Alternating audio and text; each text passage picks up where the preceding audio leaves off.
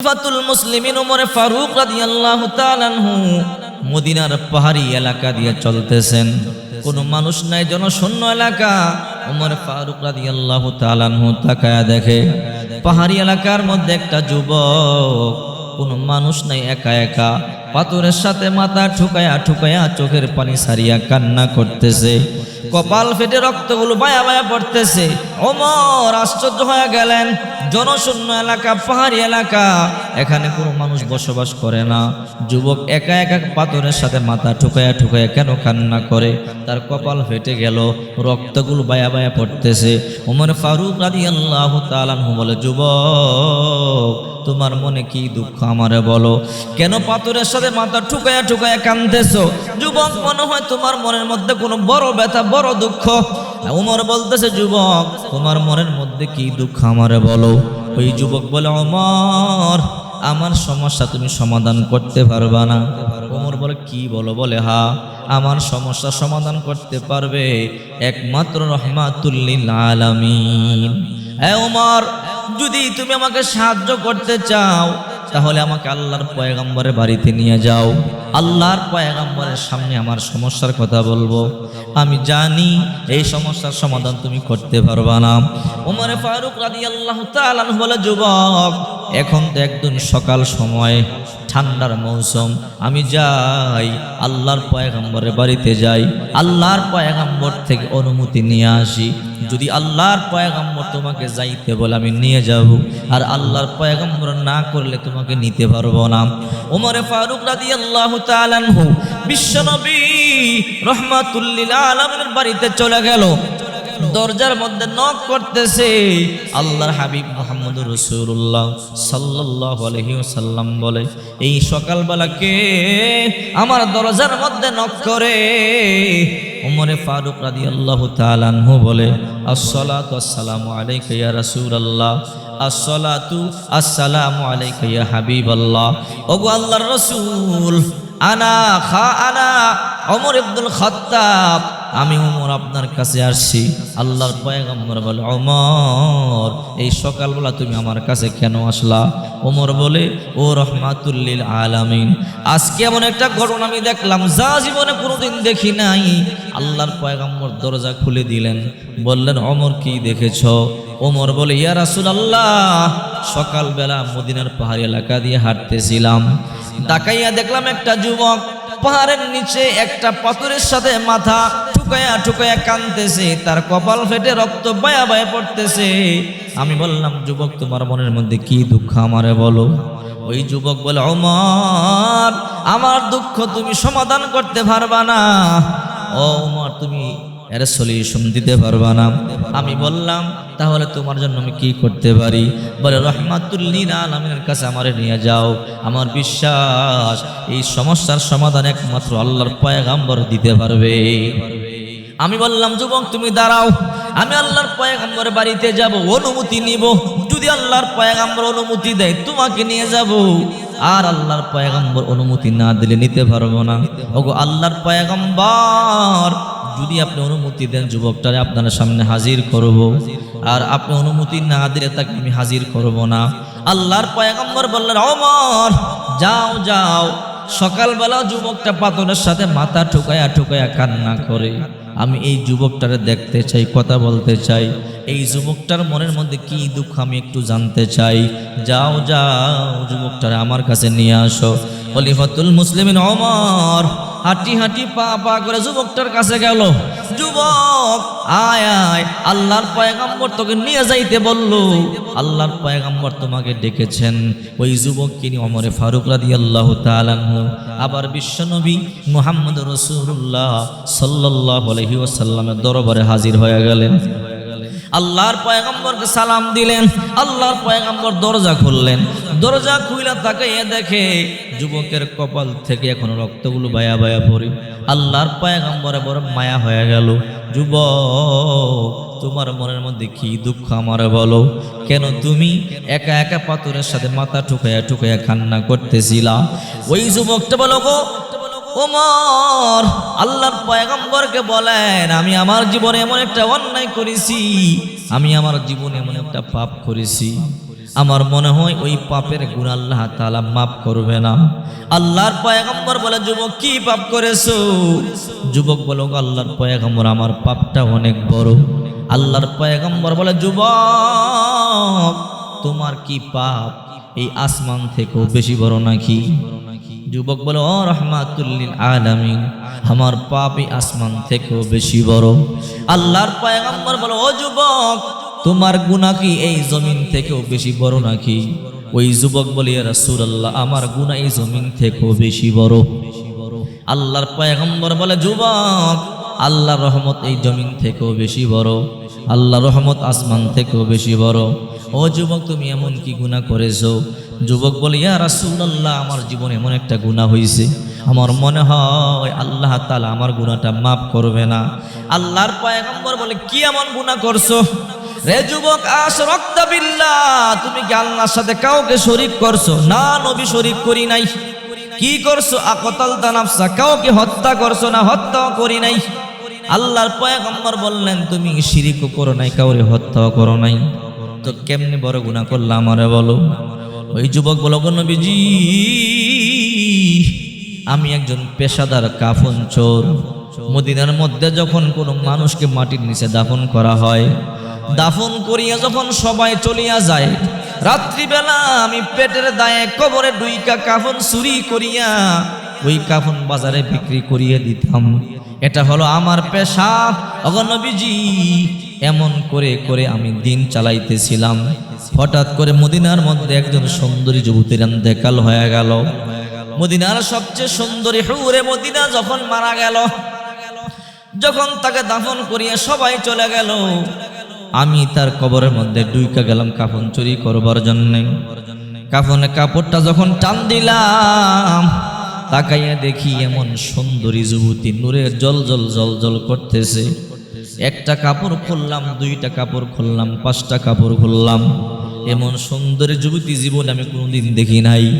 শয়তান আমার ধোঁকা দিল, রে যুবক এই কবরের মধ্যে কোনো মানুষ নাই, তুমি চাইলে এই যুবতীর সাথে জেনা করতে পারো, এই লাশের সাথে জেনা করতে পারো। ওগো আল্লাহর পয়গম্বর, এক তো কাফন চোর, দ্বিতীয়ত আমি জেনা করে ফেললাম। নবীজি গো আমি যখন জিনা করিয়া কবর থেকে উঠতেছিলাম, হঠাৎ করে আওয়াজ, রে যুবক তুই কি করলি, কি করলি? এই কবরের মধ্যে তুই আমাকে নাপাক বানায়া দিলি, তুই আমাকে জিনাকারিনী বানায়া দিলি। দুনিয়ার মধ্যে কোনো পরপুরুষ আমাকে দেখে নাই, আমি কোনো অন্যায় করি নাই, কোনো জিনা করি নাই। যুবক এই কবরের মধ্যে তুই আমাকে কেন নাপাক বানায়া দিলি? কেন তুই আমার জিনাকারিনী বানায়া দিলি? কিয়ামতের ময়দানে জিনাকারদের কাতারে তুইও দাঁড়াবি, আমিও দাঁড়াবো। কেমনে মুখ দেখাবি? তোর মা থাকবে সামনে, তোর বাবা থাকবে সামনে, তোর সন্তান থাকবে সামনে, কেমনে ওই দিন মুখ দেখাবি? ওগো আল্লাহর পয়গম্বর, এই কথা শুনবার পরে আমি আশ্চর্য হয়ে গেলাম। ওই দিন থেকে আমার ঘুম নাই, খাবার দাবার নাই। ওগো নবীজি আমার ভয় আমাকে আল্লাহ তাআলা মাফ করবে না। এই কথা শুনবার পর আল্লাহর নবী আশ্চর্য হয়ে গেল। আল্লাহর নবী আশ্চর্য হয়ে বলে, রে পাপী, এমনও গুনাহ মানুষ করতে পারে? এমন অন্যায় কি মানুষ করতে পারে? মুর্দারের সাথে কি মানুষ জিনা করতে পারে? আল্লাহর পয়গম্বর বলে, তুই তাড়াতাড়ি আমার সামনে থেকে দূর হ, চলে যা, নতুবা তোর কারণে এখানে গজব নাজিল হইতে পারে। এই কথা বলবার পরে যুবক আশ্চর্য হয়ে গেল। আল্লাহর নবী পর্যন্ত আমাকে তাড়ায়া দিল, তার মানে আমার মতো পাপীর কোনো মাপ নাই, ক্ষমা নাই। ওই যুবক চোখের পানিগুলো সারিয়ে কান্না করে করে চলে গেল। পাহাড়ের মধ্যে কেউ উপরে চূড়ার মধ্যে ওইটা কান্না করে, আল্লাহ গেছিলাম তোমার নবী রহমাতুল লিল আলামিনের কাছে, তওবার কোনো দরজা আছে নাকি? তোমার নবী তোর তওবার দরজার কথা আমারে বলে নাই, আমারে পাপী বইলা তোমার নবী তাড়ায়া দিছে। ওগো আল্লাহ, নবীজি পর্যন্ত আমাকে তাড়ায়া দিলেও দুনিয়াতে যাওয়ার মতো আমার কোনো জায়গা নাই। আল্লাহ তাকায়া দেখো, উপরে আসতে আসতে পাহাড়ে চূড়ার মধ্যে চলে আসছি, আর তোমার কাছাকাছি যাওয়ার জায়গা নাই, আর উপরে যাওয়ার জায়গা নাই। আল্লাহ তুমি আমারে মাফ না করলে আর দ্বিতীয় যাওয়ার মতো কোনো জায়গা নেই। আল্লাহ তুমি আমারে মাফ করিয়া দাও। যুবক খাবার দাবার বন্ধ করিয়া এমনভাবে চোখের পানি সারিয়া তওবা করতেছে। একদিন চলে গেল, 2 দিন চলে গেল, 10 দিন চলে গেল, 1 মাস চলে গেল, এমন করে করে 40 দিন চলে গেল। আহারে, যুবকের চামড়াগুলো হাড্ডির সাথে লাইগা গেল। যুবকের নিঃশ্বাসটা বের হয়ে যাবে বাপ। যুবক বলে, আল্লাহ, এখন আমার মরবার সময় হয়ে গেল। আমি যদি জানতে পারতাম আমার তওবা আপনি কবুল করছেন, যদি আমি জানতে পারতাম আমার তওবা আপনি কবুল করছেন, আয় আল্লাহ আমি বড় খুশি হইতাম। আল্লাহ, মরার আগে একটু শান্তি পাইতাম। ওই যুবক যখন চোখের পানিগুলো সারিয়া কান্না করতেছে, আল্লাহ পাক রব্বুল আলামিন তার তওবা কবুল করেছে। জিব্রাইলকে বলল, জিব্রাইল যা যা আমার বন্ধুরে গিয়া বল, আমার যেই বন্ধু 40 দিন আগে তার একজন সাহাবীকে ফিরাইয়া দিছে, আমি ওই তার সাহাবীকে আমি আমার বান্দার জিন্দেগীর গুনাহগুলোকে মাফ করে দিছি। জিব্রাইল চলে এলো, আয়েশা সালাম দেয়, আসসালাতু আসসালামু আলাইকা ইয়া রাসূলুল্লাহ, আসসালাতু আসসালামু আলাইকা ইয়া হাবিবাল্লাহ। আল্লাহর পয়গম্বর সালামের জবাব নিয়ে বলে, জিব্রাইল কেন আসলা এই সকালবেলা? ওগো আল্লাহর রাসূল, হায়াতের মালিক আপনি না আল্লাহ? আল্লাহর হাবিব বলে, হায়াতের মালিক আল্লাহ, আমি নবীকেও হায়াত দিয়েছেন আল্লাহ। ওগো নবীজি, রিজিকের মালিক আপনি না আল্লাহ? আল্লাহর হাবিব বলে, রিজিকের মালিক আল্লাহ, আমাকে আল্লাহ তাআলাই রিজিক দেয়। ওগো নবীজি, গুনাহ মাফের মালিক আপনি না আল্লাহ? আল্লাহর পয়গম্বর বলে, গুনাহ মাফের মালিক আল্লাহ।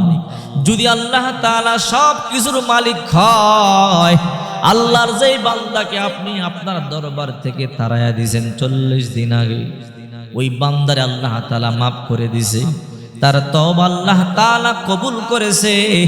ওগো নবীজি, এই সংবাদটা দেওয়ার জন্য আল্লাহ আমারে পাঠাইছে। আপনি সাহাবী পাঠাইয়া তারে সংবাদ দেন, আল্লাহ তাআলা আপনার ওই উম্মতের জিন্দেগীর গুনাহগুলোকে মাফ করে দিয়েছে।